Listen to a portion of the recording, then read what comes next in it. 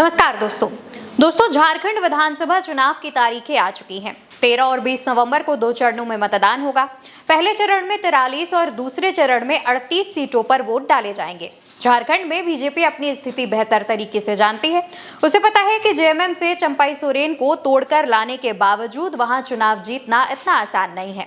इसलिए बीजेपी ने भी झारखंड में अपनी पूरी फौज उतार दी है, जिसमें बाबूलाल मरांडी, शिवराज सिंह चौहान, हेमंता बिश्वा शर्मा, अर्जुन मुंडा, अमर बावरी समेत तमाम नेता शामिल हैं। तो वहीं जेएमएम के भी कई नेता हैं जो काफी एक्टिव नजर आ रहे हैं, खासतौर पर मुख्यमंत्री की पत्नी कल्पना सोरेन। तो वहीं कुछ ऐसी सीटें हैं जिन पर प्रत्याशियों के नाम लगभग तय माने जा रहे हैं। इन सीटों पर जो प्रत्याशी हैं उनमें से ज्यादातर वो हैं जो पहले भी इन सीटों से जीत चुके हैं और उनका उन सीटों पर प्रभाव काफी ज्यादा है, उनकी पकड़ काफी ज्यादा है। तो पहले चरण की जिन सीटों पर चुनाव होना है उस पर बात करें तो पहली सीट आती है कोडरमा। नीरा यादव यहां से वर्तमान में विधायक हैं, रघुवर सरकार में शिक्षा मंत्री रही हैं और लगातार 2 बार यहां से चुनाव जीत चुकी हैं। जमशेदपुर पश्चिमी पर सरयू राय रघुवर सरकार में मंत्री रहे हैं, इस बार जेडीयू के टिकट पर चुनाव लड़ सकते हैं। सरायकेला की बात करें तो चंपाई सोरेन यहां से चुनाव लड़ सकते हैं। जेएमएम के दिग्गज नेता रहे हैं। हेमंत सोरेन के जेल जाने के बाद राज्य के मुख्यमंत्री बने थे, लेकिन मुख्यमंत्री पद वापस लेने पर भाजपा में शामिल हो गए थे। इनका इस सीट पर काफी ज्यादा प्रभाव भी माना जाता है। जगन्नाथपुर सीट की बात करें तो गीता कोड़ा यहां से चुनाव लड़ सकती हैं। पूर्व मुख्यमंत्री मधु कोड़ा की पत्नी है, लोकसभा सदस्य भी रह चुकी हैं। इस बार भी भाजपा के टिकट पर लोकसभा चुनाव लड़ा था, लेकिन जीत नहीं हुई। अब विधानसभा में अपना भाग्य आजमाती हुई नजर आएंगी। चाईबासा की बात करें तो यहां से दीपक बिरुआ चुनाव लड़ सकते हैं। इस सीट से कई बार विधानसभा चुनाव जीत चुके हैं। वर्तमान में कल्याण मंत्री हैं। जेएमएम से इनका टिकट लगभग पक्का माना जा रहा है।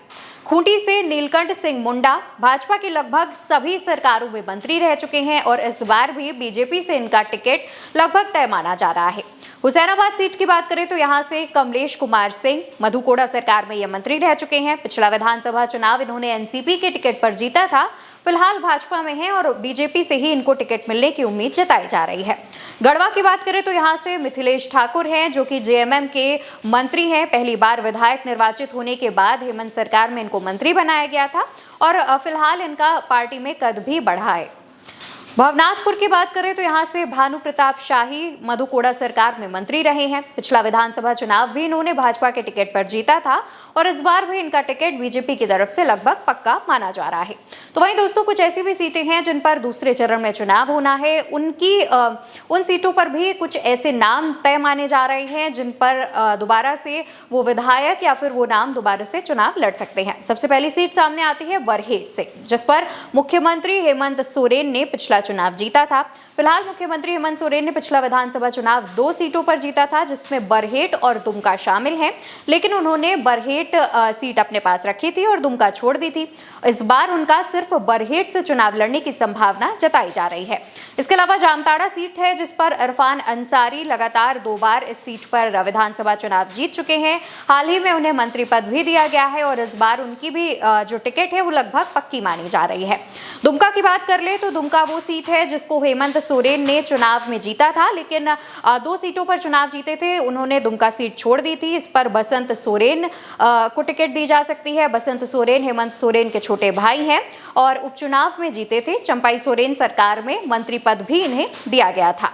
सारठ की बात कर रहे तो यहाँ से रणधीर कुमार सिंह हैं जो कि रघुवर सरकार में मंत्री रह चुके हैं। 2014 का चुनाव इन्होंने झाविमो से जीता था और 2019 का चुनाव इन्होंने भाजपा के टिकट पर जीता था। इस बार भी बीजेपी की तरफ से टिकट मिलने की संभावना जताई जा रही है। नाला की बात करें तो यहाँ से रविंद्रनाथ महतो दावेदारी ठोक सकते हैं। विधानसभा अध्यक्ष हैं, जेएमएम के काफी दिग्गज नेता हैं और इनका भी जेएमएम की तरफ से चुनाव लड़ना लगभग तय माना जा रहा है। पोड़ियाहाट की बात करें तो यहाँ से प्रदीप यादव का नाम सामने आ रहा है। इस सीट से वो कई बार चुनाव जीत चुके हैं, मंत्री भी रह चुके हैं। 2019 का चुनाव इन्होंने झाविमो के टिकट पर जीता था और इस बार कांग्रेस के टिकट पर यह चुनाव इस सीट पर लड़ सकते हैं। धनवार से बाबूलाल मरांडी का नाम सामने आ रहा है। बीजेपी के प्रदेश अध्यक्ष हैं। पिछला विधानसभा चुनाव भी इन्होंने झाविमो के टिकट पर जीता था, लेकिन इन्होंने झाविमो का भाजपा में विलय कर दिया था और इस बार भी बीजेपी की तरफ से इन्हें टिकट दी जा सकती है। बगोदर की बात करें तो यहाँ से विनोद कुमार सिंह हैं जो कि कई बार इस सीट पर चुनाव जीत चुके हैं। इंडिया गठबंधन की तरफ से ये सीट इन्हें मिलनी तय मानी जा रही है। गांडे से मुख्यमंत्री हेमंत सोरेन की पत्नी कल्पना सोरेन है। पति हेमंत सोरेन के जेल जाने के बाद राजनीति में काफी सक्रिय हुई थी। उपचुनाव जीतकर गांडे सीट पर आई थी और इस बार भी इनका गांडे से चुनाव लड़ना लगभग तय माना जा रहा है। चंदनकारी सीट की बात करें तो यहां से अमर बाउरी हैं, जो कि झारखंड में नेता प्रतिपक्ष हैं। एनडीए गठबंधन के तहत ये सीट आजसू को न देकर बीजेपी अपने पास रखेगी और उन्हें चुनाव लड़ा सकती है। वहीं सिल्ली सीट की बात कर ले, यहां से सुदेश महतो का नाम सामने आ रहा है। पूर्व उप मुख्यमंत्री रह चुके हैं, आजसू प्रमुख हैं और कई बार इस सीट से चुनाव भी जीत चुके हैं और इस बार भी इसी सीट से चुनाव लड़ सकते हैं। डुमरी सीट की बात करें तो यहाँ से बेबी देवी का नाम सामने आ रहा है। जेएमएम का बड़ा आदिवासी महिला चेहरा है। पति जगन्नाथ महतो के निधन के बाद खाली हुई डुमरी सीट पर उपचुनाव जीता था। फिलहाल में मंत्री भी हैं और जेएमएम की तरफ से इन्हें भी टिकट दिया जा सकता है। बोकारो सीट की बात करें तो यहां से विरंची नारायण का नाम सामने आ रहा है। भाजपा के टिकट पर लगातार 2 बार चुनाव भी जीत चुके हैं और पार्टी इस बार भी इन्हें टिकट दे सकती है। तो दोस्तों, ये वो कुछ बड़े नाम थे जिनको इस बार भी टिकट दिया जा सकता है। फिलहाल अभी किसी भी पार्टी ने प्रत्याशियों की लिस्ट जारी नहीं की है। लिस्ट आने के बाद ही इन नामों पर मुहर लग सकता है। इसके अलावा दोस्तों, देखा जाए तो जिस तरीके से बीजेपी की जो स्थिति झारखंड में बताई जा रही है वो काफी दयनीय है। जेएमएम की जो स्थिति है वो काफी अच्छी मानी जा रही है। कल्पना सोरेन लगातार चुनाव में काफी एक्टिव भी नजर आ रही हैं। तो वहीं अगर बीजेपी की बात करें तो यहाँ पर बीजेपी के लिए एक और मुसीबत जो है वो खड़ी हो सकती है। वो ये है कि बाबूलाल मरांडी और चंपाई सोरेन हो सकता है कि चुनाव के बाद ये दोनों ही मुख्यमंत्री पद पर दावा ठोक सकते हैं। फिलहाल अभी किसी भी पार्टी की तरफ से लिस्ट जारी नहीं की गई है। बीजेपी के लिए झारखंड एक मुसीबत बनता जा रहा है। इससे निपटने के लिए बीजेपी क्या कुछ करेगी, ये भी देखने वाली बात है। फिलहाल इस खबर पर आपकी क्या राय है, कमेंट बॉक्स में जरूर बताइएगा। नमस्कार।